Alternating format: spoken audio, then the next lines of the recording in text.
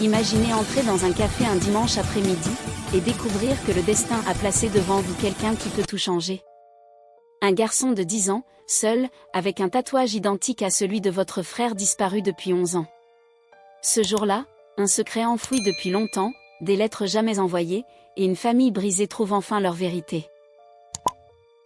Symbole de collision dans cette histoire vraie de fraternité, de loyauté et de courage, découvrez comment un vétéran disparu, un fils courageux et des hommes liés par le sang du combat ont uni leurs forces pour affronter un danger qui pesait depuis plus d'une décennie, et rétablir la justice là où tout semblait perdu.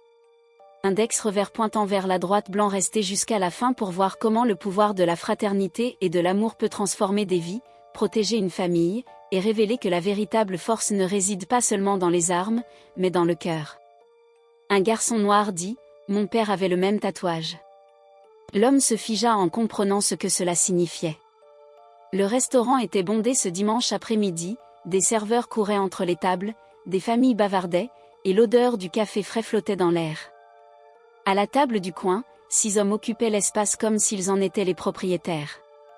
Veste en cuir noir, bras couverts de tatouages, visage marqué par l'histoire.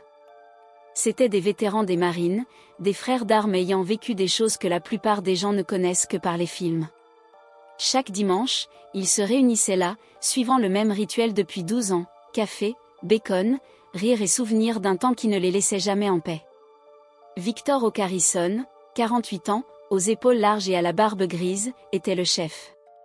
Sur son avant-bras droit, un tatouage qu'ils partageaient tous, un aigle tenant une ancre, avec les mots « sans pépit » en dessous et, au-dessus de l'aigle, le chiffre 7, représentant les 7 membres originaux de l'unité. Mais désormais, il n'était plus que 6, le 7e était mort, du moins, c'est ce que tout le monde croyait. La porte du restaurant s'ouvrit et la cloche tinta. Un garçon entra seul, noir, d'environ 10 ans. Ses vêtements étaient usés mais propres, ses baskets avec la semelle décollée, et un sac à dos abîmé sur les épaules. Ses grands yeux trop sérieux pour son âge scrutaient la salle comme s'il cherchait quelqu'un. Il repéra la table des vétérans et marcha directement vers eux, sans hésitation ni détour. Les hommes cessèrent de parler. Tank, le plus grand, donna un coup de coude à Hawk. « Chef, regarde ça. » Le garçon était maintenant à 1 mètre de la table, le regardant fixement. « Je peux t'aider, gamin ?» demanda Hawk. Le garçon ne répondit pas tout de suite, ses yeux descendirent vers le tatouage de Hawk, l'aigle, l'encre, le chiffre 7. « Mon père avait exactement le même tatouage », dit-il en touchant son propre avant-bras droit. Les vétérans échangèrent des regards stupéfaits. Bon laissa tomber sa tasse de café, Rex se leva si brusquement que sa chaise racla le sol. « Comment s'appelait ton père, gamin ?» murmura Hawk. « David. David Turner. » Mais tout le monde l'appelait Shadow. Le nom frappa Hawk comme un coup dans l'estomac. David, Shadow, Turner, le 7e membre, le frère qu'ils avaient cherché pendant 11 ans, l'homme disparut sans laisser de traces ni explication. Shadow était censé être mort. Hawk pouvait à peine prononcer ces mots. Le garçon hocha la tête, les yeux embués de larmes retenues. Il y a 8 mois, le cancer, il m'a envoyé ici. Il sortit de son sac une photo jaunie et froissée, de jeunes hommes en uniforme de combat souriant à la caméra, avec le tatouage visible sur chacun d'eux. Au dos, une écriture tremblante, « Si tu as besoin d'aide, trouve-les. » Restaurant Golden Oak, tous les dimanches. Ils sont ta famille. Je t'aime, fiston. Papa. Hawk prit la photo avec des mains tremblantes, la regarda longuement, puis fixa le garçon. Comment tu t'appelles ? Isa. Isa Turner. Et ta mère ? demanda Hawk. Le visage d'Isa se ferma. Elle est très malade. C'est pour ça que je suis venu. Hawk échangea un regard avec ses frères. Aucun mot n'était nécessaire, Shadow avait un fils, et cette famille avait besoin d'eux. Ce que personne ne savait encore, c'était pourquoi Shadow avait disparu, pourquoi il avait abandonné ses frères, et ce qui avait pu pousser un homme si loyal à disparaître ainsi. Isa avait les réponses, mais ce n'était pas encore le moment de les révéler. Hawk tira une chaise pour Isa. « Assieds-toi, gamin, raconte-nous tout depuis le début. » Isa s'assit, les mains entrelacées comme pour s'accrocher à quelque chose. Mon père est tombé malade il y a 2 ans. Ça a commencé par une toux, puis des douleurs à la poitrine. Quand ils ont trouvé le cancer, il s'était déjà propagé. Jusqu'à la fin, mon père parlait peu, mais il racontait des histoires sur la guerre, sur les frères, sur le tatouage. Pourquoi est-il parti, Isa? Pourquoi Shadow nous a-t-il abandonnés? Demanda Hawk. Le garçon leva les yeux, révélant quelque chose d'ancien dans son regard, quelque chose qu'aucun enfant ne devrait porter. Il ne vous a pas abandonné, il vous a protégé. Protégé comment? Isa inspira profondément. 3 semaines avant sa disparition, des hommes sont venus. Ils ont menacé ma mère, qui était alors enceinte de moi. Mon père devait beaucoup d'argent à des gens dangereux à cause de paris qu'il avait fait après la guerre. Il essayait de gérer ses cauchemars et est devenu dépendant au jeu. Ces hommes ont dit que s'il ne disparaissait pas et ne coupait pas les contacts avec tout le monde, il s'en prendrait à nous, à nos familles, et ferait du mal à ma mère. Isa sortit de sa poche une enveloppe épaisse et jaunie. Il m'a laissé ça et m'a dit de ne l'ouvrir que si j'avais besoin de vous trouver. À l'intérieur, des dizaines de lettres, toutes adressées. Aucune lettre n'avait jamais été envoyée à ses frères de guerre. Isa expliqua qu'il leur écrivait pourtant chaque semaine depuis des années, mais qu'il n'osait pas les envoyer, par peur de les mettre en danger. Ash ouvrit la première lettre. L'écriture de Shadow était immédiatement reconnaissable. Frère, aujourd'hui cela fait 1 an que je suis parti. Pas un seul jour ne passe sans que je pense à vous. J'aimerais tout expliquer, mais je ne le peux pas. Sache seulement que je n'ai pas choisi de partir, j'y ai été forcé. Et si un jour mon fils se présente là-bas, prends soin de lui. Il est tout ce que j'ai de bon dans ce monde. Les yeux de Ash brûlaient tandis qu'il passait la lettre à Tank, qui la lut en silence, la mâchoire serrée. Ash demanda alors qui étaient les hommes ayant menacé son père. Isa répondit qu'il s'agissait d'un certain Vincent Corso, un homme qui, selon son père, contrôlait une grande partie des jeux illégaux de l'État. Tank leva la tête, ce nom était connu de tous, synonyme de pouvoir et de danger. Isa poursuivit en expliquant qu'après la mort de son père, ces hommes étaient revenus, affirmant que la dette existait toujours et qu'elle était désormais celle de sa mère. 11 ans plus tard, les intérêts avaient fait grimper la somme à 150 000, et ils avaient donné 1 mois pour payer. La colère monta chez Ash. Il demanda ce qui arriverait si elle ne payait pas. Isa ne répondit pas, car la réponse était évidente. Sa mère était maintenant à l'hôpital, effondrée par le stress. Les médecins parlaient de tension, de cœur épuisé. La voix d'Isa se brisa, une larme coula. Il expliqua qu'il n'avait plus personne, seulement l'adresse du restaurant et une photo. Son père lui avait dit que ces hommes étaient sa famille, qu'il se souviendrait et qu'il l'aiderait. Ash regarda ses frères et vit la même chose dans leurs yeux, détermination, loyauté et colère.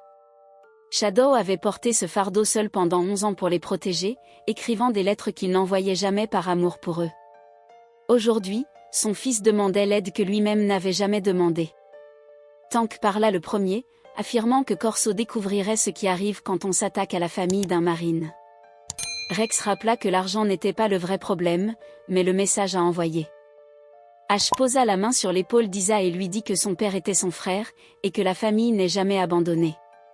Ce qu'ils ignoraient encore, c'est que Vincent Corso observait déjà.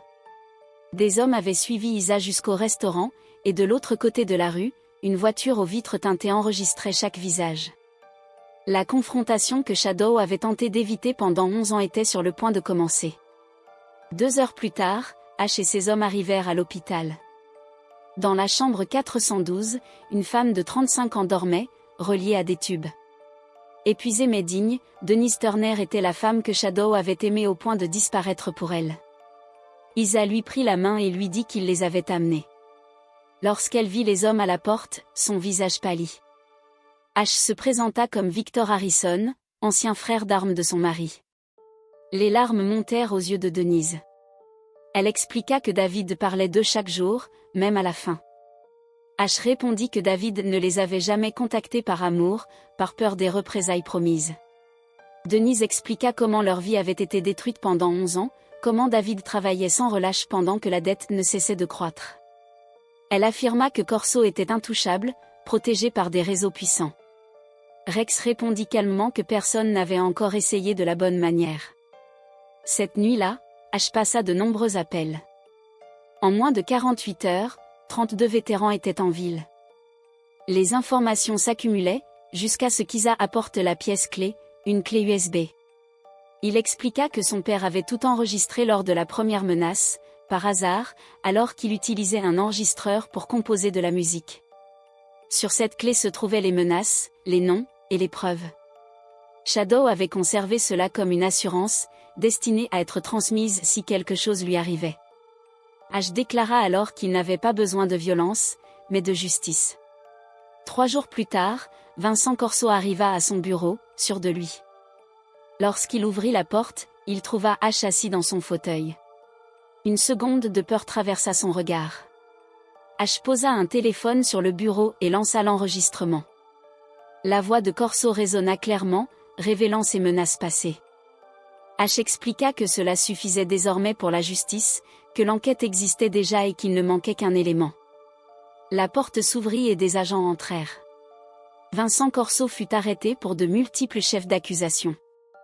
Alors qu'on l'emmenait, H lui rappela calmement qu'il avait détruit la vie de son frère, mais que son fils avait été plus fort que tout son empire. Ce jour-là, les médias relayèrent l'affaire, un vaste réseau démantelé grâce à l'enregistrement d'un vétéran disparu. À l'hôpital, Isa tenait la main de sa mère pendant qu'elle pleurait de soulagement. Tout était enfin terminé. 3 mois plus tard, Denise sortit de l'hôpital, totalement rétablie. Elle savait que ce n'était pas seulement la médecine, mais le poids de 11 années de peur qui avait disparu. Les vétérans ne les laissèrent jamais seuls. Pour la première fois depuis longtemps, une nouvelle vie pouvait commencer. Paya la première année de loyer de sa propre poche. Bon trouva un emploi pour Denise dans un cabinet comptable, grâce à sa connaissance du propriétaire, un autre vétéran. Bon salaire, avantages sociaux et horaires flexibles pour qu'elle puisse s'occuper d'Isaiah. Rex devint le tuteur non officiel du garçon. Chaque samedi, il l'aidait à faire ses devoirs, lui enseignait la mécanique de base et racontait des histoires sur Shadow qui faisaient rire Isaiah jusqu'à en avoir mal aux côtes. HAW, lui, devint quelque chose qu'il n'avait jamais imaginé être, une figure paternelle. Il allait chercher Isaiah à l'école 3 fois par semaine, l'emmenait au restaurant Golden Oak le dimanche et lui apprenait à jouer aux échecs, à pêcher ou à réparer les objets cassés. « Pourquoi tu fais ça ?» demanda Isaiah un après-midi, alors qu'Ash réparait un vieux vélo dans la cour. « Faire quoi ?» répondit HAW. « T'occuper de toi, t'occuper de ta mère ? Tu n'es pas obligé. » Ash posa le tournevis et regarda le garçon. « Ton père m'a sauvé la vie 3 fois dans le désert. Une fois, il a porté mon corps sur 2 kilomètres sous le feu ennemi. J'étais inconscient et je saignais. N'importe qui d'autre m'aurait laissé là, pas Shadow. » Isaiah écouta en silence. « Quand il a disparu, j'étais en colère. Je pensais qu'il nous avait trahis. J'ai passé des années à haïr un homme qui me protégeait. » La voix de HAW flancha. « Je lui dois plus que je ne pourrai jamais rembourser. M'occuper de toi et de ta mère, c'est le minimum. » Isaiah hochait lentement la tête. « Mon père disait que la fraternité, ce n'est pas le sang, c'est un choix. » Ton père avait raison, confirma HAW. Vincent Corso fut condamné 6 mois après la rencontre au restaurant, 35 ans de prison sans possibilité de libération conditionnelle. L'enregistrement de Shadow fut la pièce maîtresse du procès. Avec lui, des documents, des témoignages et tout un réseau de corruption furent exposés. Les 17 policiers corrompus furent également condamnés, certains à 10 ans, d'autres à 15. Le chef de la police dut démissionner. L'affaire fit les gros titres nationaux, un vétéran de guerre détruit un empire du crime, même après sa mort. Les journaux appelèrent Shadow un héros, et cette fois, ils avaient raison. Le jour de l'annonce de la sentence, HAW emmena Isaiah au cimetière.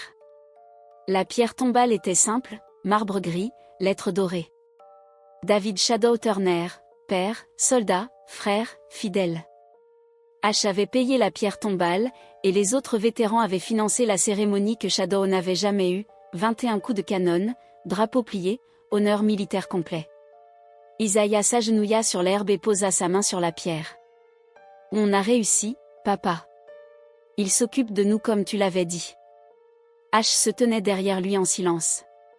Tank, Bonze, Rex et les autres formaient une ligne, chacun la main sur le cœur. Ton père serait fier de toi, de ta mère, de ton courage, dit HAW. Isaïe se leva et regarda les vétérans. Vous êtes ma famille maintenant. Mon père vous a choisi et moi aussi je vous choisis. 3 ans plus tard, Isaiah avait 13 ans, plus grand, plus fort, plus confiant. Il portait toujours son sac à dos usé, mais cette fois par choix, pas par nécessité. Denise s'était mariée avec un homme bien, Thomas, professeur d'histoire, veuf et gentil. Les vétérans l'avaient approuvé après un long interrogatoire amical. Le dimanche, comme chaque dimanche, tout le monde se réunissait au Golden Oak. La table du coin était plus grande maintenant. Denise et Thomas s'asseyaient d'un côté, Isaiah de l'autre, entre HAW et Tank. Les enfants de Rex couraient dans le restaurant, et la femme de Bonze apportait un gâteau maison. C'était bruyant, chaotique, plein de rires et d'histoires racontées 1000 fois. C'était une famille. Isaiah regarda autour de lui et sourit. Il se souvenait du jour où il était entré seul dans ce restaurant, effrayé, sans savoir si quelqu'un l'aiderait. Maintenant, il savait, la fraternité que son père avait construite n'était pas morte avec lui. Elle avait grandi, s'était étendue et avait accueilli des gens qui n'avaient jamais porté d'uniforme mais comprenaient ce que signifiait la loyauté. Il leva sa tasse de café à Shadow, le frère qui ne les avait jamais abandonnés. Tout le monde leva sa tasse en hommage. Isaiah sentit ses yeux brûler, mais ce n'était pas de la tristesse. Son père avait passé 11 ans seul, portant un poids immense, écrivant des lettres qu'il n'avait jamais envoyées, aimant de loin des gens qui pensaient qu'il les avait trahis. Mais à la fin, son amour avait triomphé. Les lettres étaient arrivées, la vérité s'était révélée, la famille s'était réunie, et Isaiah comprit quelque chose que son père avait toujours su, la fraternité, ce n'est pas être présent tous les jours. C'est être là quand ça compte le plus. C'est protéger même quand ça coûte tout. C'est avoir confiance que les bonnes personnes comprendront un jour. Shadow avait fait confiance, et ses frères avaient compris. Devant le restaurant, le soleil du dimanche brillait sur les motos garées. HAW avait acheté une petite moto pour qu'Isaiah apprenne à conduire. Sur le côté, une nouvelle peinture, un aigle tenant une encre, les mots « sans peur » en dessous, au-dessus, le nombre 7, le tatouage de Shadow, symbole de fraternité. Maintenant, c'était aussi celui d'Isaiah. Les semaines qui suivirent le retour d'Isaiah dans le cercle des vétérans furent un mélange de joie, de défis et d'apprentissage. Chaque membre de la famille élargie, bien que disparate, jouait un rôle précis dans la reconstruction de la vie de ce jeune garçon. Hawk avait pris le rôle de mentor, mais aussi d'ami et parfois de stricte autorité quand il fallait rappeler à Isaiah certaines règles. Tank était devenu son protecteur sur le terrain, l'emmenant courir tôt le matin pour développer force et endurance, tout en lui racontant les leçons de survie et de discipline que son père lui aurait transmises. Rex, avec sa patience infinie, enseignait non seulement la mécanique et l'art de réparer les objets, mais aussi la valeur du travail acharné et de la précision, des leçons que Shadow lui-même aurait approuvées. Bonze, toujours jovial, était devenu la figure qui insufflait humour et légèreté dans les moments sombres, lui rappelant qu'un sourire pouvait parfois être plus puissant qu'une arme.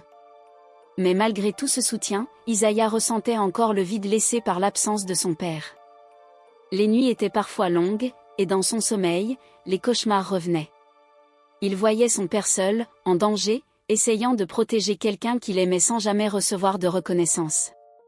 Hawk, voyant l'angoisse sur le visage du garçon après l'école, commença à lui enseigner une technique que Shadow utilisait autrefois pour calmer ses pensées, l'écriture. Chaque soir, Isaiah écrivait dans un carnet que Hawk avait acheté pour lui. Il y décrivait sa journée, ses émotions, ses peurs, mais aussi ses espoirs. Petit à petit, ce carnet devint son refuge, un espace où il pouvait parler à son père comme s'il était là. Un matin, alors que l'hiver s'installait doucement sur la ville, Isaiah reçut un appel inattendu. Une voix grave et hésitante à l'autre bout du fil prononça « Je crois que nous devons parler », à propos de Shadow.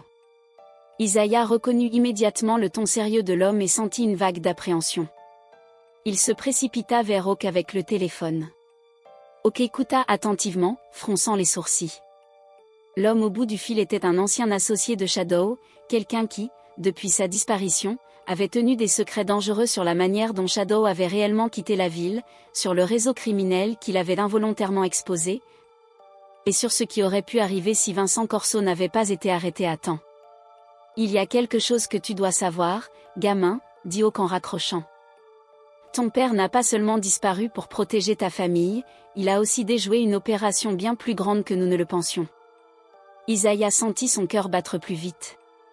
Hawk continua, Shadow a mis en place des contacts, des preuves et des plans qui vont au-delà de Corso. D'autres personnes étaient impliquées, des gens qui n'ont jamais été arrêtés. Cette révélation fit ressurgir des émotions contradictoires, peur, colère, mais aussi une étrange excitation. Isaiah comprit que l'héritage de son père n'était pas seulement moral, mais stratégique. Shadow avait laissé derrière lui un réseau de protection et de justice, et désormais, c'était à Isaiah et aux vétérans de le compléter. Au cours des mois suivants, Isaiah commença à accompagner Hawk dans certaines missions moins dangereuses mais tout aussi cruciales. Ensemble, ils parcouraient la ville, analysaient des documents, vérifiaient des informations et prenaient contact avec d'anciens alliés de Shadow. Isaiah apprit à observer, à anticiper, à comprendre que la loyauté ne se mesurait pas seulement en paroles mais en actes. Il développa une maturité surprenante pour son âge, mais jamais Hawk ne le pressa. Il savait que, comme Shadow l'avait fait, il fallait laisser l'expérience parler à l'enfant. Pendant ce temps, Denise reprenait progressivement confiance. Avec Thomas à ses côtés et l'aide des vétérans, elle commença à reconstruire sa vie financièrement et émotionnellement. Elle ouvrit un petit cabinet comptable avec le soutien discret de Bonze, offrant des services aux vétérans et à leurs familles. Cette entreprise devint un symbole de résilience et de solidarité, un hommage silencieux à Shadow et à ceux qui l'avaient protégé. Cependant, la tranquillité relative fut bientôt perturbée. Un matin, Isaiah remarqua des voitures inhabituelles autour du restaurant Golden Oak. Des vitres teintées, des visages inconnus, et une tension palpable dans l'air. Hawk, voyant l'inquiétude du garçon, posa sa main sur son épaule, « Rien ne va t'arriver ici. Mais il est temps que tu comprennes, parfois, protéger ce que l'on aime demande d'affronter ce qui nous fait peur. » Les vétérans se réunirent en conseil improvisé. Rex suggéra une surveillance discrète, Tank proposa des mesures de sécurité, et Bonze commença à établir un réseau d'alerte auprès d'anciens contacts. Isaiah, écoutant attentivement, réalisa que Shadow avait laissé derrière lui non seulement des preuves, mais un véritable manuel de survie. Chaque lettre, chaque document, chaque indice avait un but, préparer ceux qui resteraient à continuer sa mission de protection. Les semaines suivantes furent rythmées par des enquêtes, des confrontations discrètes et des moments de tension extrême. Isaiah devint un membre actif de cette petite opération familiale. Hawk lui enseigna le maniement de la radio, la reconnaissance des visages suspects, la lecture rapide de documents, et même quelques rudiments d'autodéfense adaptés à son âge. Chaque victoire, petite ou grande, était célébrée avec un café au Golden Oak, comme une cérémonie secrète, rappelant que la fraternité n'était pas seulement dans le passé, mais dans chaque action présente. Puis vint un jour où un message crypté arriva sur la clé USB laissée par Shadow. Une voix enregistrée, familière et tremblante, expliquait « Si tu écoutes ceci, c'est que la famille est prête à continuer ce que j'ai commencé. Ne laissez jamais les innocents souffrir à cause de la peur ou du silence. Le vrai courage, ce n'est pas l'absence de peur, mais la capacité de la combattre pour ce que l'on aime. » Isaiah, les yeux brillants, comprit enfin la profondeur de l'héritage de son père. Shadow n'avait pas seulement sauvé une famille, il avait enseigné à la génération suivante à devenir gardienne de la justice, de la loyauté et du courage. Ce jour-là, Isaiah sentit qu'il ne portait plus seulement le tatouage sur son bras, mais aussi la responsabilité de sa signification. Les années passèrent. Isaiah grandit, passant de 13 à 16, 18, et enfin 21 ans. Le Golden Oak resta leur point de ralliement, mais leurs actions dépassèrent bientôt les murs du restaurant. Les vétérans et Isaiah développèrent un programme d'aide pour les enfants de familles menacées, les anciens soldats et les victimes de crimes financiers. Le nom de Shadow devint synonyme d'espoir discret, un héritage invisible mais puissant. Isaiah n'oublia jamais la première fois qu'il était entré dans ce restaurant, seul et effrayé. Mais il avait appris que la véritable force ne résidait pas dans l'arme ou le muscle, mais dans la fidélité, l'amour et la capacité à protéger ceux que l'on aime, même au prix de son propre confort. Hawk, Tank, Rex, Bonz et tous les autres avaient fait plus que remplir un rôle, ils avaient construit une famille durable, prête à affronter le monde, unie par la mémoire d'un homme qui n'avait jamais renoncé à ce qu'il aimait. Et chaque dimanche, lorsque le soleil illuminait le Golden Oak, Isaiah levait sa tasse en mémoire de son père, de sa famille et de tout ce qu'ils avaient construit ensemble. L'héritage de Shadow n'était pas mort. Il vivait, à travers lui, à travers tous ceux qui avaient choisi d'aimer, de protéger et de rester fidèles, quoi qu'il arrive. Si cette histoire vous a touché le cœur, abonnez-vous à la chaîne et laissez un commentaire. Avez-vous eu quelqu'un qui est apparu quand vous en aviez le plus besoin? Activez les notifications pour ne manquer aucune histoire comme celle-ci. Et souvenez-vous, la famille, ce n'est pas que le sang, ce sont ceux qui choisissent de rester quand tout le monde s'en va.